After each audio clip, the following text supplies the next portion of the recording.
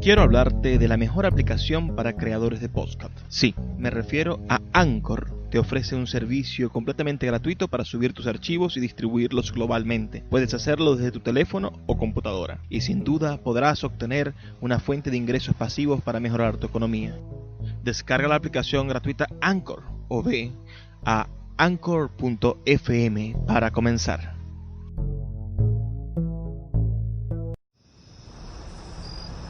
Cuando se calma el bullicio de la ciudad y se van apagando las luces de la casa, se enciende la luz del entendimiento. Desde este momento comienza Puerto de Libros, Librería Radiofónica, programa que contiene todos sus elementos tipo A. Puede ser escuchado por niños, niñas y adolescentes sin la supervisión de padres, madres o representantes. Comienza Puerto de Libros, Librería Radiofónica.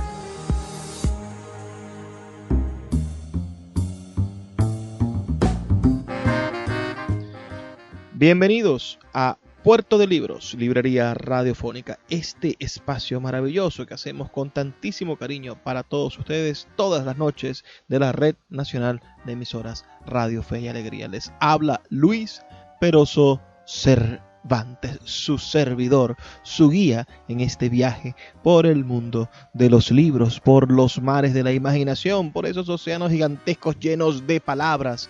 Y usted podrá hoy embarcarse en una de estas naves maravillosas que son los barcos de papel, nuestros geniales libros, máquinas del tiempo capaces de transportarnos a lo más antiguo y brillante de la humanidad. Hoy tendremos un programa bastante interesante. Es nuestro programa número 133. 133 programas llevando literatura a sus hogares por Radio Fe y Alegría. En nuestra sección Páginas Zulianas vamos a compartir nada más y nada menos que con el gran poeta Alfredo Áñez Medina, fallecido ciertamente, pero que nos ha dejado su maravillosa poesía. Leeremos 3 poemas del libro Geografía del Dolor. Luego, en nuestra sección La Voz del Autor, escucharemos al poeta, al maestro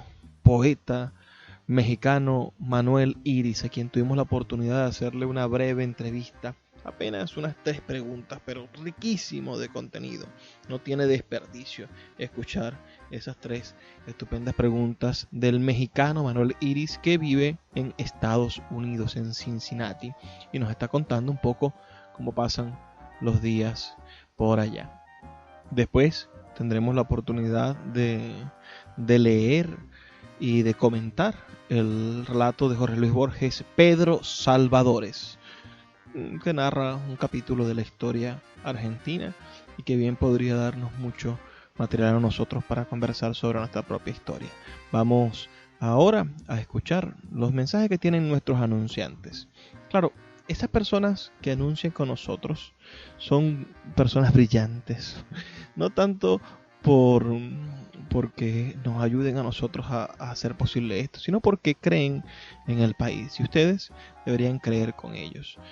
Una cosa importante, algo que quería decirles antes de escuchar los anunciantes, es que agradezco mucho los mensajes de texto que nos envían, los mensajes por WhatsApp y algunos tweets que nos han ido dejando. Esa retroalimentación, ese saber que están ustedes del otro lado, es muy importante para nosotros. Yo agradezco profundamente cada uno de los mensajes que ustedes nos hacen llegar. Así que si estás en este momento escuchando Puerto de Libros, Librería Radiofónica, si estás a bordo de esta nave de la imaginación, por favor házmelo saber. Envíanos un mensaje de texto al 0424 672 3597, 0424 672 3597 es nuestro medio de contacto directo. Un mensaje de texto, un mensajito de WhatsApp, también en nuestras redes sociales @Librería Radio, en Twitter y en Instagram nos encontramos. También en Facebook, si colocas Librería Radiofónica nos vas a encontrar.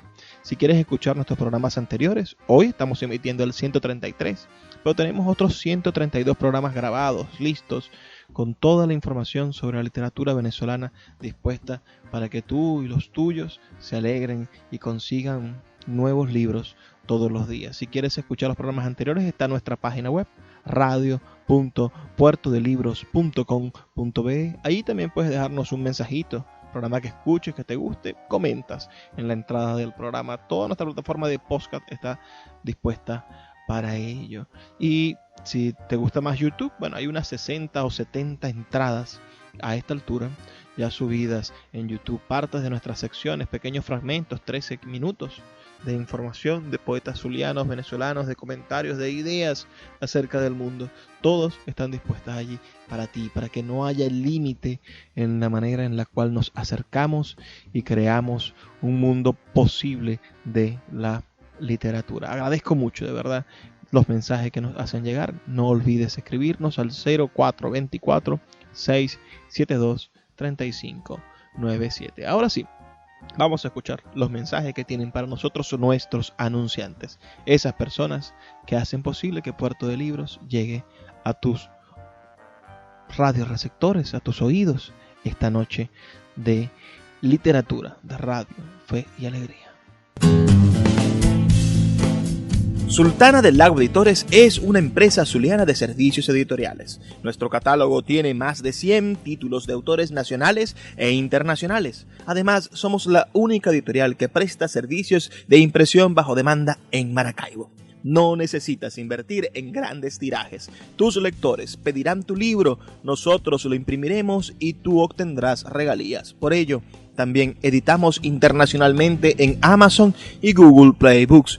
Conoce más en nuestra nueva página web www.sultanadelago.com o siguiéndonos en Instagram como @sultanadelago.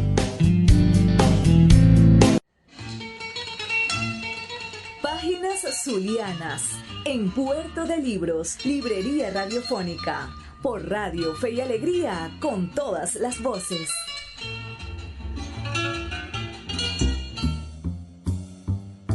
Hoy en nuestra sección Páginas Zulianas leeremos algunos poemas, realmente 3 poemas relacionados con la ciudad del poeta zuliano Alfredo Áñez Medina, de su libro que permaneció inédito hasta hace poco, su libro Geometría del Dolor. Sin mayor cortapisa, vamos a comenzar de una vez con estos 3 maravillosos poemas de Alfredo Áñez Medina. Ciudad de hojarascas. Una furia de hojarascas se proyecta en los rostros, hospitales sombríos que se enferman de sí mismos al mirarse, geometría del césped, arco de arboledas, frascos de tinieblas, reloj de insomnio, cadencia de las horas ya esfumadas, piraguas de selvático distrito, fugaz germen de oro, lago vacuno, enfermo de serpientes y exacciones, ciudad que rememora su olvido, su quemada basílica sin raza, vastamente cenan a su sombra su vieja mentira en imagen. Ciudad a quien debo las piedras y la voz de mi origen, la raíz de mis gritos, la bárbara tinta de la sangre. Vendedores de obscuridad, traficantes de miedo, de olvidos, yo lo llamo diadema de sol, o claustro de exilio, o mercados. La llamo pueblo sin nadie, con la luz deambulando muladares. Días en las ciudades. Se presiente algo de sombra, un olor a sangre en las ciudades, a sudores de hueso, a humos, a lágrimas, a escozor de pólvora. Algo como una trepidación de incendio se esconde con los dientes de furia en las esquinas, una ferocidad de rostros, increchendo de gritos. Se presiente en el aire como un rumor de reses degolladas, sus mugidos de sangre depositan la furia en las azoteas. Un entusiasmo de espadas se sube en los balcones, paredes. El tumulto de sangre desnuda a la gente en las plazas. Se funde con el cielo el sonido de marzo en los suburbios. El sol contará mudo colecciones de cabezas en los patios. Los ahorcados tendrán en la lengua un crepúsculo de rosas. Los perros lamerán sus ojos de silencio y espumas. Gentes de la ciudad. La madrugada arde cansada en su estación de perros y violines. Culmina en los ríos su estancia de violetas o desvanes. El cielo es solo un piélago de bárbaros tambores y camisas. Escarcha de arenas silenciosas, faro de limones, esta ciudad de ladinos y tahúres, buscavidas, ratas de intención y asamblea, de callejones sombríos donde aún sale el diablo por la tarde. Pone en la cabeza y en las manos su feroz redundancia. Gotea la frescura del cielo en las guayabas, maduras cereales. Un perfume de mangos aletea en los pájaros, uva de abejas, sosegados jardines de naranjos donde culmina el alba. No hay nadie en esas calles que llaman otro clima. El sol anda perdido, dibujando el trigo en las glorietas.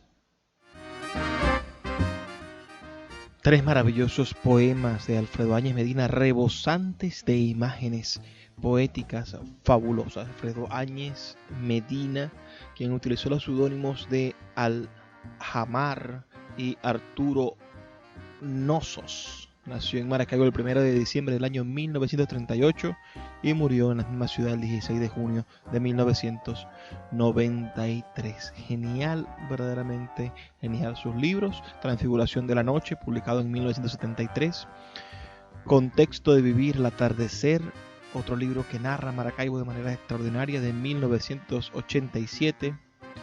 La antología de Cali Agua, donde está recogido alguna de su poesía inédita, publicada en 2008 después de su muerte, y este que está en nuestras manos, Geometría del Dolor, publicado en el año 2011 por la Universidad del Zulia, las ediciones del Vicerrectorado Académico, a cargo del profesor Ángel Madrid, y con el cuidado de Jesús Ángel Semprún Parra asesorando esas ediciones. Esto ha sido verdaderamente un placer. Ustedes deberían seguir leyendo a Alfredo Áñez Medina.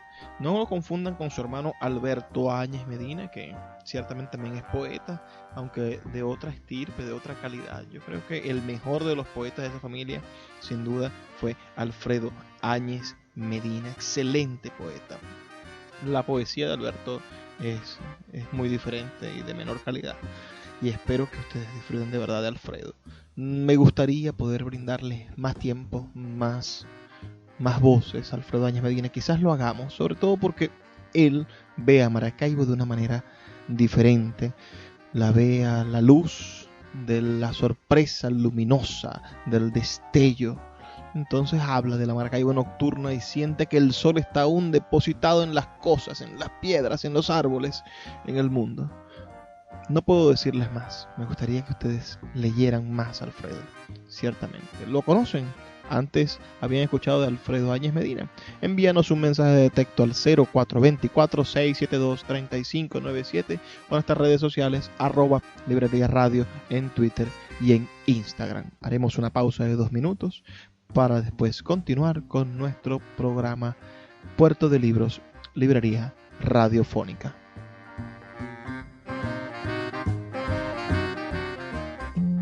Puerto de Libros, Librería Radiofónica, tu canal diario para encontrar nuevos libros. Con el poeta Luis Peroso Cervantes. Síguenos en @Librería Radio.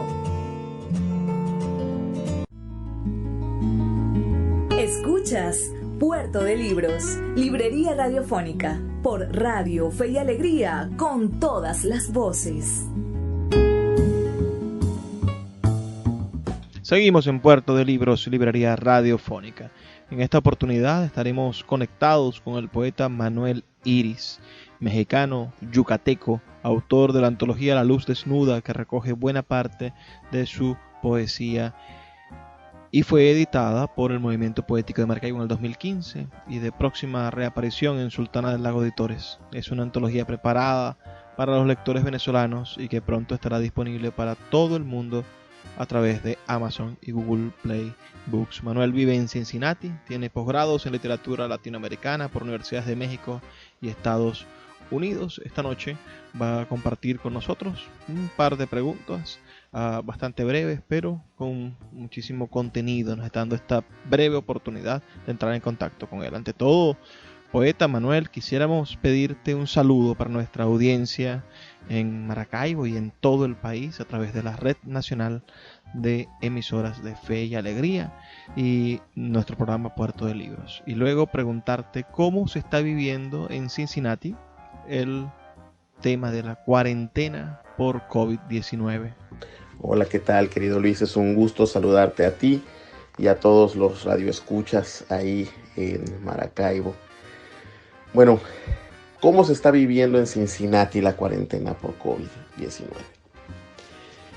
Debo decirte que en Estados Unidos esta es una situación muy extraña porque en estados como donde yo vivo, en el estado de Ohio, el gobernador ha sido muy cauto y muy cuidadoso y esa curva de la cual tanto se habla efectivamente se ha aplanado en el estado. Pero a nivel nacional, la administración presidencial ha sido desastrosa y el manejo del problema ha sido terrible. Entonces lo que hay en Estados Unidos es gente esperando que alguien los proteja de su propio presidente, ¿no?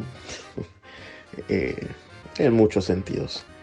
Entonces el encierro, que eso ha sido, al menos en mi caso, ha sido prácticamente total. Yo soy maestro y he pasado todas mis clases online. Y entonces, dando las clases por internet, yo ya no tengo necesidad, no tengo la obligación de salir para mi trabajo diario.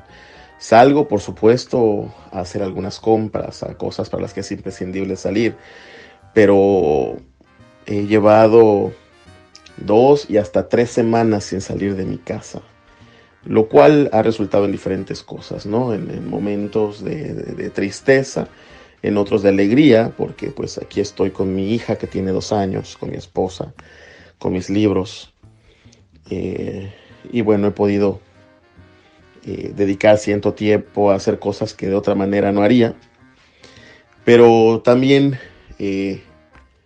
ahora que todo es global, también existe esa tristeza, ¿no? Por lo que pasará con la gente que uno quiere. Tengo amigos que han sido infectados con este virus, tengo amigos de amigos que han sido infectados, familiares, etc. Mi esposa misma es enfermera y ella va a su trabajo, donde ya hay casos, bastantes además, de enfermeros como ella que han sido ya contagiados, ¿no? Entonces, esto se siente cerca y el encierro se siente muy necesario. Entonces es una combinación de incertidumbre y pues de especulación, ¿no? Ahora nos queda preguntarnos qué va a pasar, cómo será el mundo cuando eso termine. Responderte cómo se vive esto en Cincinnati es difícil también porque, como en cualquier lugar del mundo, diferentes personas con diferentes circunstancias están viviendo esto de una manera distinta. Yo tengo la suerte de estar tranquilo en mi casa. No todos la tienen. Poeta, pienso en un comentario que hacías hace unos años sobre el papel de ser docente en otro idioma diferente al de tu lengua materna. Hablabas de la manera en que redescubrías a Borges en una traducción al inglés. Sabemos que la lengua es un cuerpo flexible, elástico, que siempre nos sorprende por su manera de cambiar y estirarse para decir sin necesidad de romperse. ¿Cómo crees que ha influenciado en tu lenguaje poético y en tu vivir en los Estados Unidos, en la poesía que haces? ¿Y crees que eres un poeta mexicano en Estados Unidos o un poeta estadounidense de origen latino? Todo esto pensando que ya el español es la tercera lengua más hablada en ese crisol de identidades que es los Estados Unidos. Bueno, por supuesto que la obra de un autor cambia a lo largo del tiempo, porque el mismo autor, porque cualquier ser humano cambia a lo largo del tiempo, pero también no puedo negar, querido Luis, que mi experiencia de extranjería ha cambiado la manera en la que percibo la literatura, la manera en que me percibo a mí mismo, la manera en que percibo mi idioma. Y por supuesto que estos cambios han creado variaciones en lo que escribo, tanto en sus temas como en el modo en el que escribo. Mi poesía no es la misma. Y mi lectura, mi escritura, yo no soy el mismo en ninguno de los aspectos, ¿no? Ahora leo en inglés, tanto como leo en español, lo cual hace que mi relación con la lengua inglesa y la relación con mi propia lengua no sea la misma. Soy mi propio traductor. Yo escribo, cuando escribo en español. Solamente puedo escribir poesía en español. Pero soy mi propio traductor al inglés, y cuando me estoy traduciendo, a veces me gusta más lo que está pasando en cierto verso, o con cierta palabra, o con cierta resolución en la versión en inglés, y voy y cambio el original, de modo que lo que antes era un proceso de traducción se ha convertido en parte de la edición y corrección del texto, ¿no? Entonces, la lengua inglesa se ha vuelto parte de mi escritura, no porque yo escriba en inglés, sino porque a la hora de traducir, regreso sobre mis propias huellas, ¿no? En el español. Además, la visión que tengo de mí mismo ha cambiado. Yo soy un poeta mexicano, soy un poeta latinoamericano, un poeta en lengua española que vive en Estados Unidos, pero aquí en Estados Unidos estoy en constante contacto con otros poetas de otros países de la lengua española, y cuando nos sentamos a platicar hablamos de poesía y hablamos cada uno de su país, pero también hablamos de estar aquí, ¿no? Entonces, esta extranjería se convierte en una segunda patria, ¿no? Yo escribo como poeta mexicano, pero también escribo como poeta hispano radicado en Estados Unidos, y en eso soy compatriota de un panameño que vive acá, y de un venezolano que vive acá, y de un cubano que vive acá, porque todos estamos acá y todos estamos extrañando lo que hay allá. Entonces yo creo que creo que la extranjería es una patria por sí misma, y nos hace pensar en la existencia, en nosotros mismos, en el idioma, en la literatura misma, de otro modo, que no es necesariamente nuevo. Esto ha sucedido desde que la literatura existe, el viaje existe, y esta sensación de estar escribiendo desde todas partes sin ninguna, esta sensación de que uno le pertenece a la lengua y a la literatura misma, y de que las fronteras pueden ser más o menos artificiales, nos acompaña a todos los que estamos fuera, ¿no? Entonces la respuesta corta es sí. Sí ha afectado el modo en el que entiendo la escritura, porque ha afectado el modo en que me entiendo y me veo a mí mismo. Y no soy un escritor americano de procedencia mexicana. Soy un escritor mexicano, soy un escritor latinoamericano radicado en Estados Unidos. Eso es lo que yo soy. Finalmente, para terminar esta breve conversación que hemos tenido, me gustaría hacerte mención de una hermosísima canción de Alberto Cortés que dice: yo no soy extranjero, y que va minando la existencia de esas estructuras que separan a los hombres. Veo que tú dices hermosamente que tu poesía existe en una presencia mexicana. Ahora pienso en aquel otro poema tuyo, hermoso poema realmente, dedicado a tu abuela, a quien ya estaba perdiendo la memoria en el personaje del poema, y te reconoce como si en tu rostro estuviera cifrado el rostro de tu abuelo, quien la abandonó. Háblame por favor de tu poesía, de la presencia de la memoria. Si crees que obedece a la tradición poética que te define, o está presente en todas las tradiciones poéticas del mundo, ese asunto de la memoria. Y después, si crees que esa memoria es la posibilidad de generar identidades diferentes, es decir, de fraguar identidades independientes de lo humano, como si lo mexicano en sí existiera, o lo venezolano en sí, lo judío en sí. Si la memoria nos sirve como punto de partida, como eje transversal para configurar esas identidades. Efectivamente, el poema que recuerdas tiene una marcada presencia de la memoria, que es una de mis obsesiones poéticas, no es la única. Hay otras como el deseo, la muerte, la belleza, la poesía misma, el silencio, la música. La memoria es, sí, fundamental para mi escritura, pero ¿quién que escribe no escribe desde la memoria, ¿no? Y quién que vive no vive desde la memoria, y quién que es no es desde la memoria, ¿no? Cualquier identidad se forma a partir de la memoria, de los recuerdos. Y la poesía tiene la enorme facultad y la enorme responsabilidad también, a veces, de ser parte de la memoria de las sociedades, del individuo. Es decir, que la poesía nos sirve para retar a la muerte y para retar al olvido, para rescatar de ellos dos lo que no queremos que desaparezca, ¿no? Yo creo, sí, que la memoria nos da la posibilidad de generar identidades diferentes, como tú dices, identidades como lo mexicano, lo judío, etcétera. Pero antes de eso nos ayuda a generar la primera identidad que tenemos, que es la nuestra, ¿no? ¿Quién soy yo? ¿Y qué? ¿Y por qué?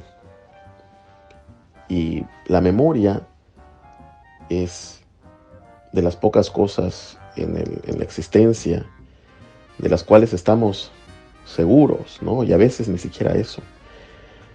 Quiero decir que la memoria está ahí, recordándonos el pasado, pero solamente la intuición nos puede decir qué pasa con lo desconocido, ¿no? Y en ese espacio entre lo conocido y lo por conocerse, entre lo que se sabe y lo que se intuye, es que se escriben los poemas. Yo no soy un cronista, yo soy un poeta, y por lo tanto me acerco más a lo desconocido, al misterio, que a las certidumbres. Por supuesto, la poesía surge de una sola certidumbre, que es la certidumbre de sí misma, ¿no? En silencio. Y bueno, yo creo que la memoria está allí, siempre, como pretexto, como fuente, como destino. Quiero agradecer al poeta Manolidis por el breve tiempo que nos ha ofrecido, y a ustedes quienes nos escuchan, por favor, los invito a seguir a Manolidis en sus redes sociales, a buscar sus libros, y también a que nos envíen sus ideas, sus comentarios al 0424-672-3597, 0424-672-3597. Vamos a hacer una breve pausa de 2 minutos y ya volvemos con más de Puerto de Libros, Librería Radiofónica. Síguenos en @Librería Radio. Cada día un libro. Puerto de Libros, Librería Radiofónica. Por Radio Fe y Alegría, con todas las voces.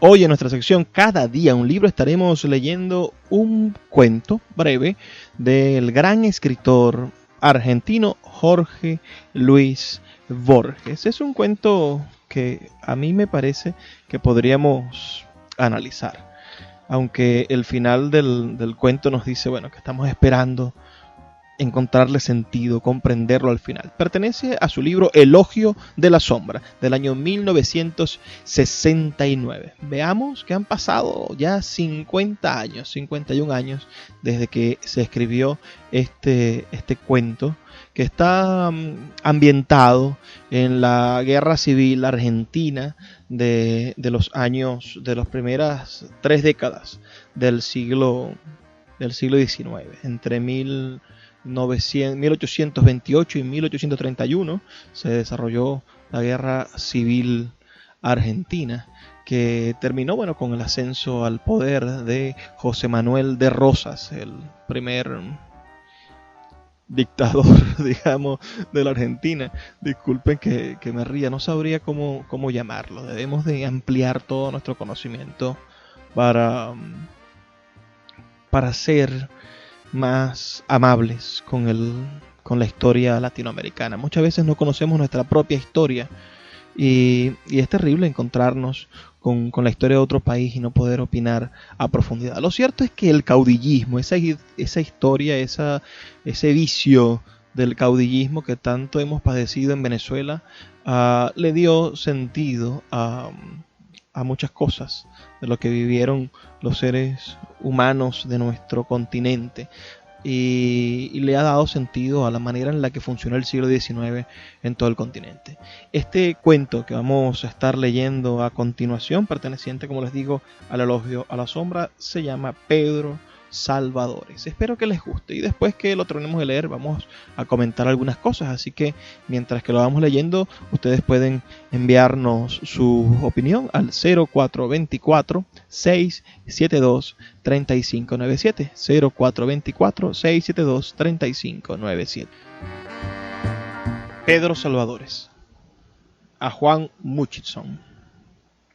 Quiero dejar escrito, acaso por primera vez, uno de los hechos más raros y más tristes de nuestra historia. Intervenir lo menos posible en su narración, prescindir de adiciones pintorescas y de conjeturas aventuradas es, me parece, la mejor manera de hacerlo. Un hombre, una mujer y la vasta sombra de un dictador son los 3 personajes. El hombre se llamó Pedro Salvadores. Mi abuelo Acevedo lo vio días o semanas después de la batalla de los Caseros. Pedro Salvadores tal vez no difiera del común de la gente, pero su destino y los años lo hicieron único. Sería un señor como tantos otros de su época. Poseería, nos cabe suponer, un establecimiento de campo, y era unitario. El apellido de su mujer era Planes. Los dos vivían en la calle Suipacha, no lejos de la esquina del Temple. La casa en que los hechos ocurrieron sería igual a las otras. La puerta de la calle, el zaguán, la puerta cancel, las habitaciones, la hondura de los patios. Una noche, hacia 1842, oyeron el creciente y sordo rumor de los cascos de los caballos en la calle de tierra y las vivas y mueras de los jinetes. La mazorca esta vez no pasó de largo.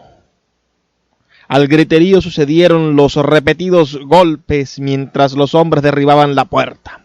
Salvadores pudo correr la mesa del comedor, alzar la alfombra y ocultarse en el sótano. La mujer puso la mesa en su lugar, la mazorca interrumpió. Venía a llevárselo a Salvadores. La mujer declaró que éste había huido a Montevideo.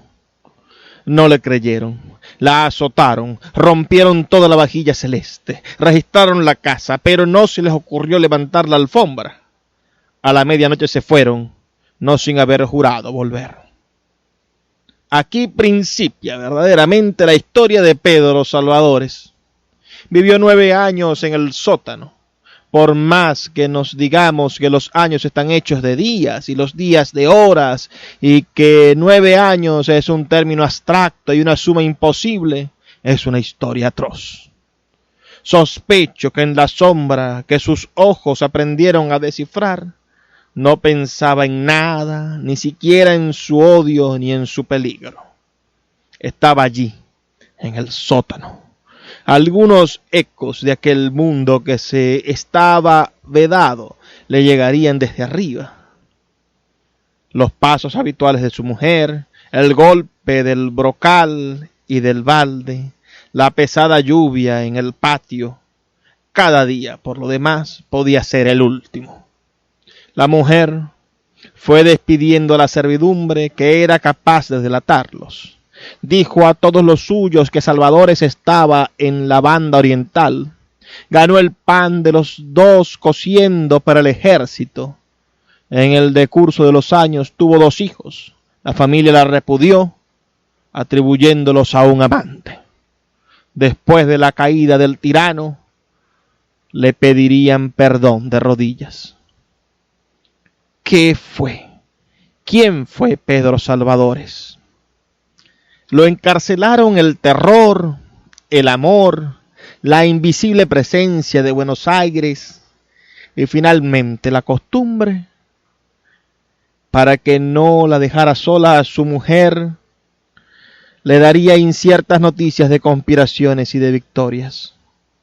¿Acaso era cobarde y la mujer lealmente le ocultó que ella lo sabía?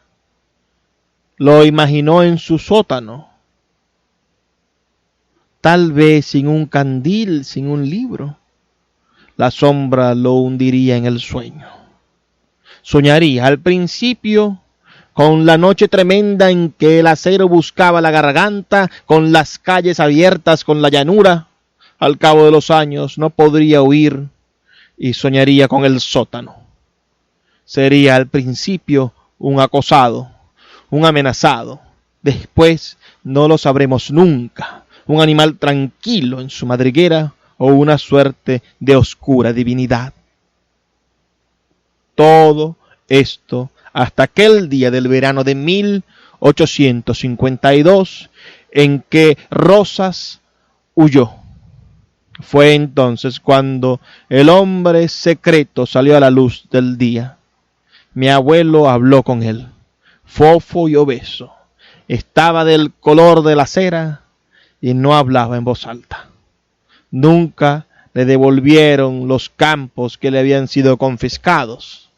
Creo que murió en la miseria.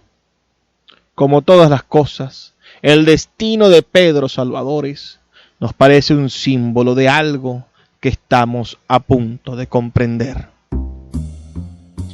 Esta narración de Borges que acabamos de terminar, bueno, tiene su aliciente histórico. Realmente sucedió en el sentido en el que no con el nombre de Pedro Salvadores, sino con el nombre de José María Salvadores. Existió un hombre en Buenos Aires, nacido en el año 1806 y fallecido en 1866, que fue un funcionario de la Administración de Correos de la provincia de Buenos Aires, José María Salvadores, cuyos hermanos todos estaban adheridos al Partido Unitario y fue perseguido durante el gobierno de Juan Manuel de Rosas.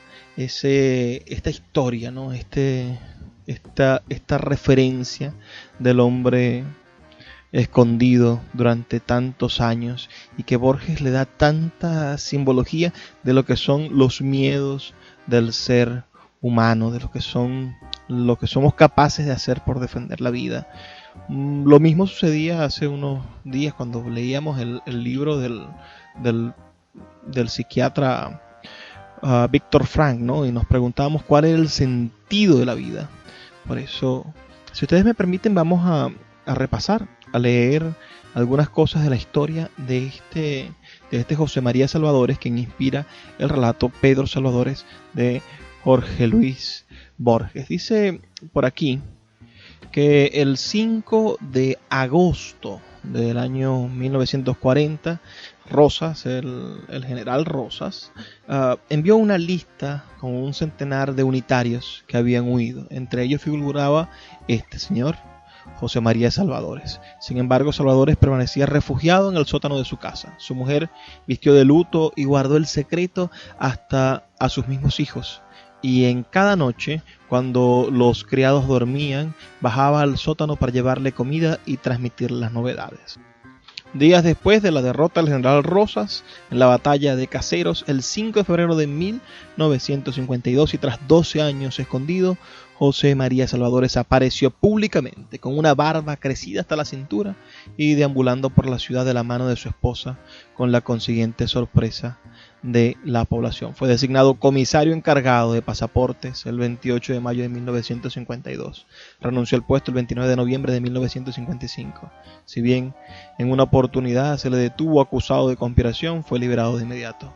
Falleció en su ciudad natal el 9 de abril de 1866. Esa es una historia curiosísima y Borges hace un relato genial donde nos pone a pensar acerca de la condición humana. Yo no sé si pudiera más bien releer esta parte, ¿no?, donde él se pregunta ¿quién fue Pedro Salvadores? Lo encarcelaron el terror, el amor, la invisible presencia de Buenos Aires y finalmente la costumbre. ¿Quién nos encierra? Podríamos preguntarnos nosotros esa misma serie de preguntas. ¿Quiénes son nuestros carceleros? ¿En qué momento nos convertimos en parte funesta de un juego en el cual estamos encerrados como en la caja de un mimo? Muchas veces nos encontramos presos a través de la mente, del miedo, del terror, y otras veces somos víctimas de unas circunstancias y solamente el encerrarnos nos da la capacidad de salvarnos, de conseguir una respuesta. Este es un relato muy curioso que nos puede poner a pensar en estos tiempos de cuarentena, en estos tiempos de extensión de la cuarentena. ¿Estamos nosotros de acuerdo con que debemos estar a resguardo en la casa? Y aunque muy pronto a muchos de nuestros compañeros, de nuestros amigos, de nuestros vecinos, las provisiones se les acaben, a nosotros mismos se nos acaben las provisiones y la economía se vaya a pique en muchos países, entonces encontraremos que quien nos está encerrando ya no es el virus, sino alguna de estas entidades que mantuvieron preso a Pedro Salvadores o a José María Salvadores, el verdadero héroe, supuesto héroe, no sé qué tipo de heroísmo puede haber en eso, de ese periodo del siglo XIX argentino. ¿Qué opinan ustedes? ¿Somos nosotros en la actualidad unos Pedro Salvadores?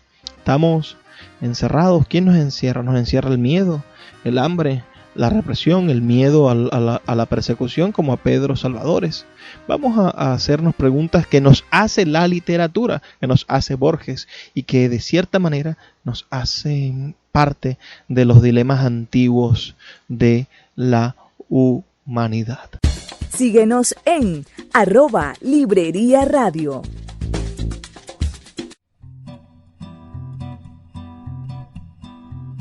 ¿Cómo piensa la literatura? Piensa mejor. Lee un libro. Puerto de Libros, librería radiofónica por Radio Fe y Alegría, con todas las voces.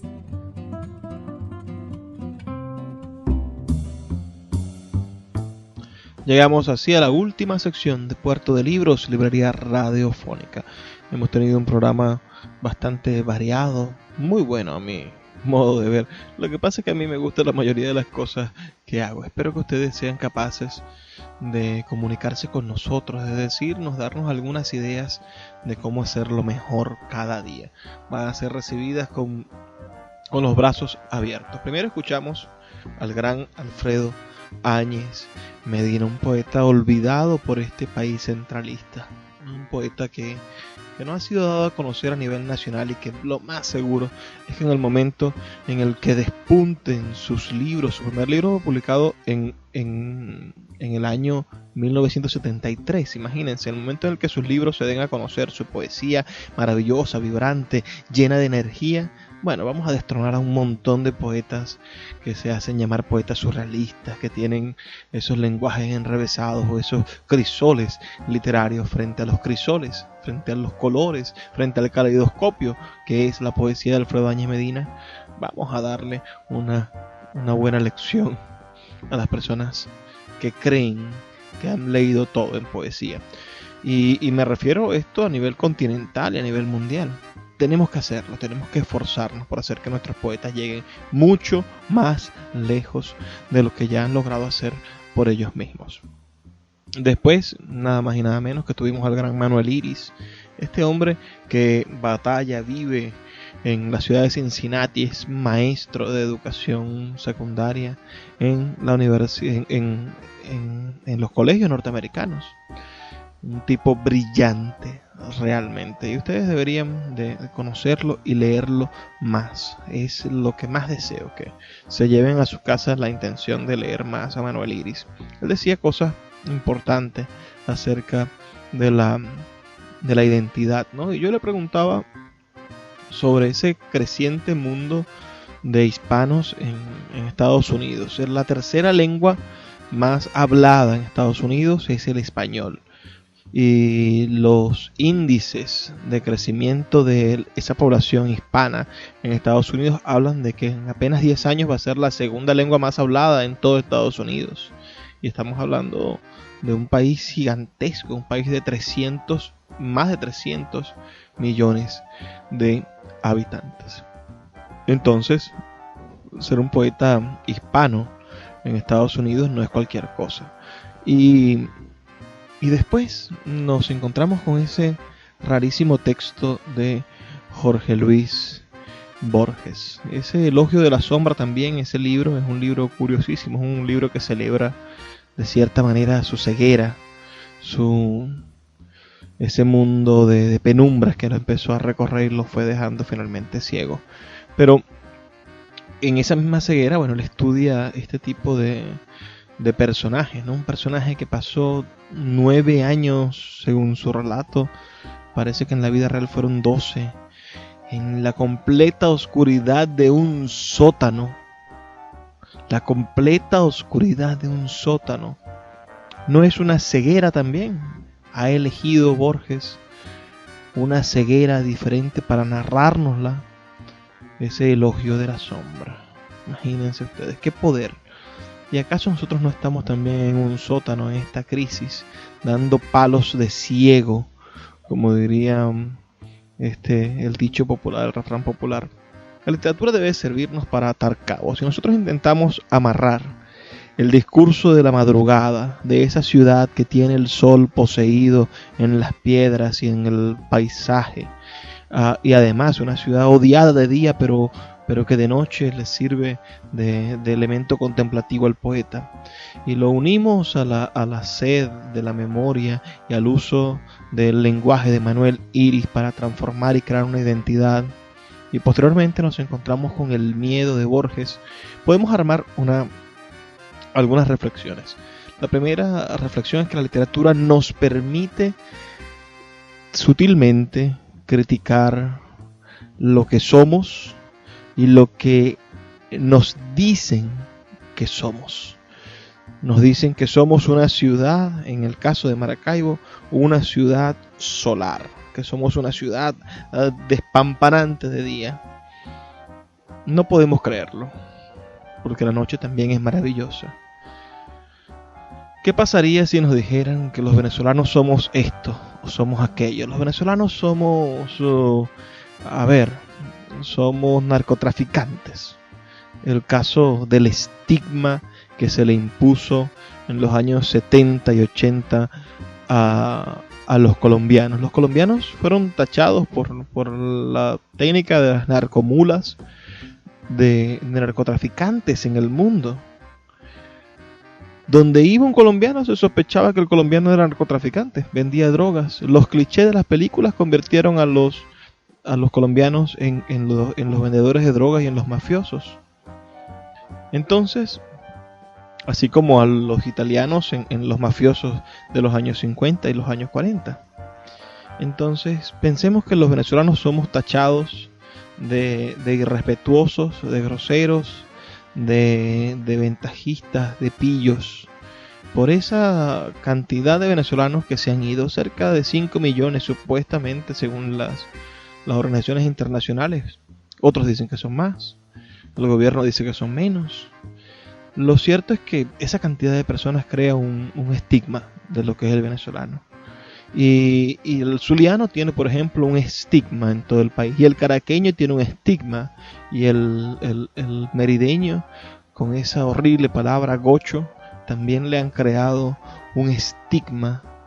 ¿Cómo nosotros hacemos para vencer eso? Tenemos que hacerlo con inteligencia.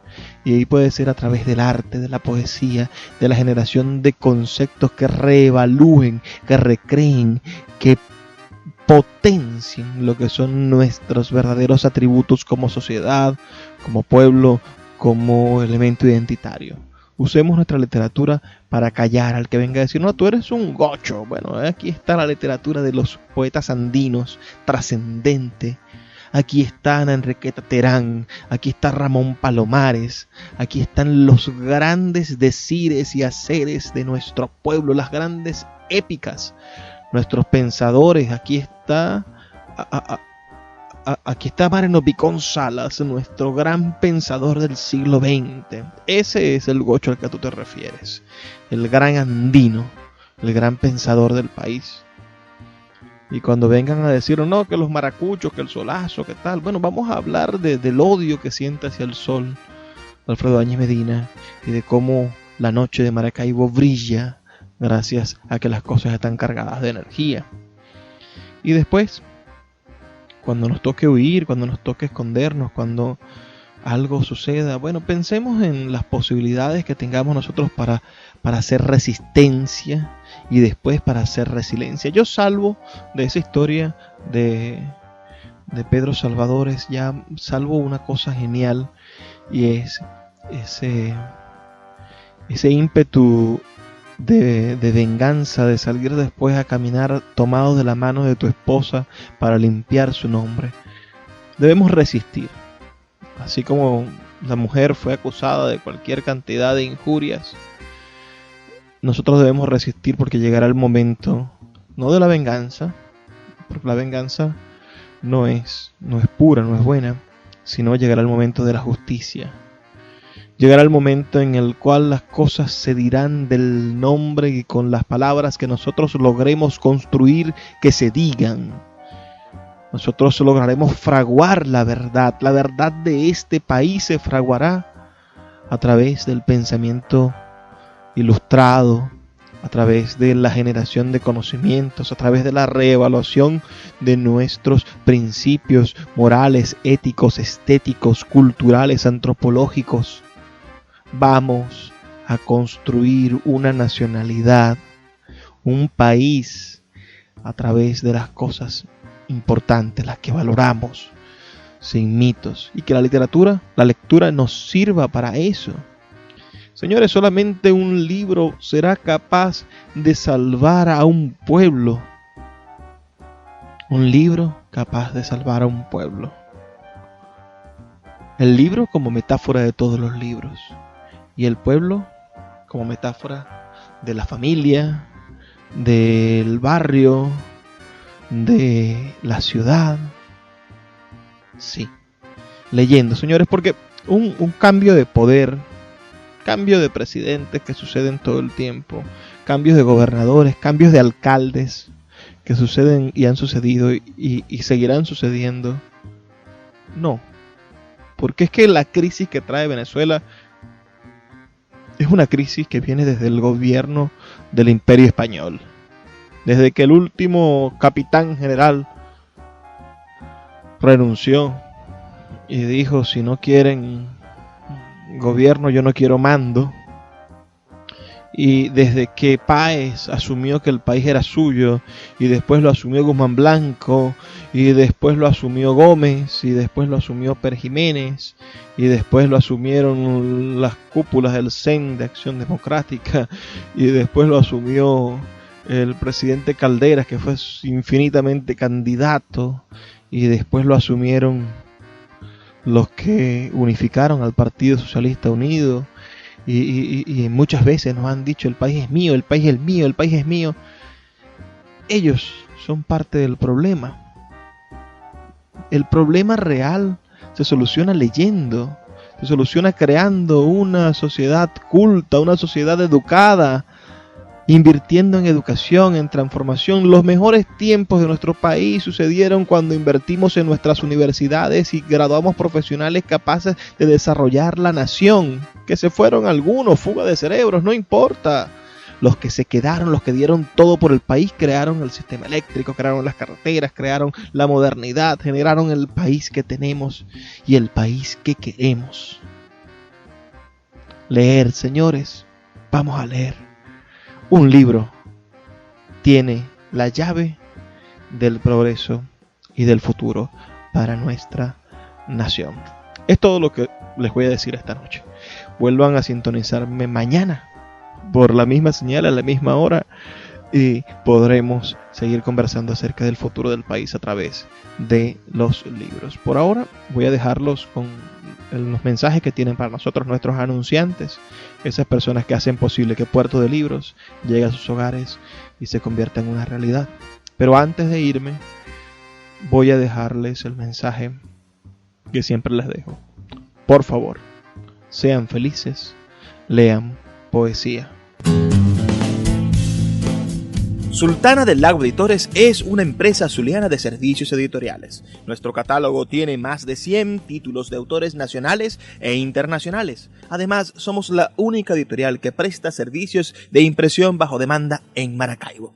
No necesitas invertir en grandes tirajes. Tus lectores pedirán tu libro, nosotros lo imprimiremos y tú obtendrás regalías. Por ello, también editamos internacionalmente en Amazon y Google Play Books. Conoce más en nuestra nueva página web www.sultanadelago.com o siguiéndonos en Instagram como @sultanadelago.